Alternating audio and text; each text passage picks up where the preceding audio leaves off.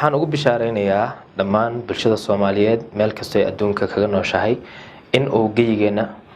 ima social media Soomaalida uu ku soo biiray website aad iyo aad muhiim u ah oo lagu magacaabo warshadaha.com website kaas oo macluumaad aad iyo aad u fara badan kugu keenaya fadhigaaga ama taleefankaaga ama emailkaaga aad toos uga la xiriiri kartid oo kugu xiraya ugu yaraan 800,000 oo warshadood oo adduunka horumaray ku kala yaala sida Shiinaha, Turkiga, Mareykanka, Canada iyo waliba Malaysia. marka website kaas sida aad u xiriiri kartid oo aad isaga diiwaan gelin kartidna waa aad iyo aad si u fudud. marka waxaan aad idinku dhiirigelinayaa website kaas inaad hadda aad ka gaartiin oo aad iska diiwaan gelisaan si aad uga heshaan macluumaad fara badan oo ku saabsan warshadaha, sida warshadaha nambaradooda aad u heshiin, sida warshadaha email addresskooda aad u heshiin, oo iyo waliba inaad heshiin warshadahaas alaabta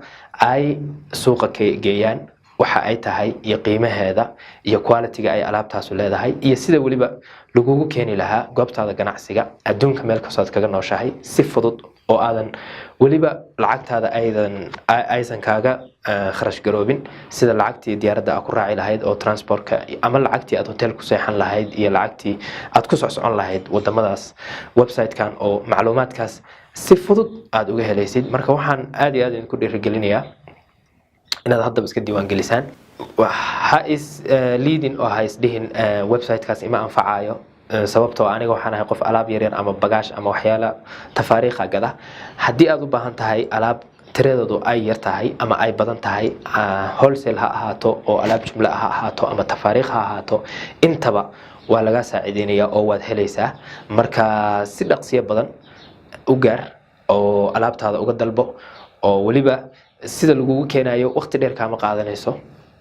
waqti yar oo businesskaaga uusan ka carqaladoobin baad ku helaysaa alaabtaas. waxaan kaloo oo inta raacin lahaa waxa uu website-ka si fudud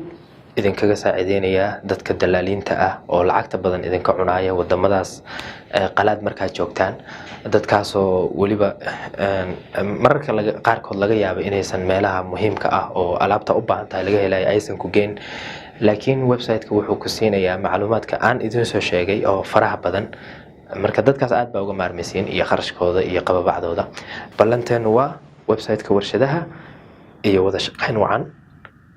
السلام عليكم ورحمة الله وبركاته. أدبا ومحسنتين.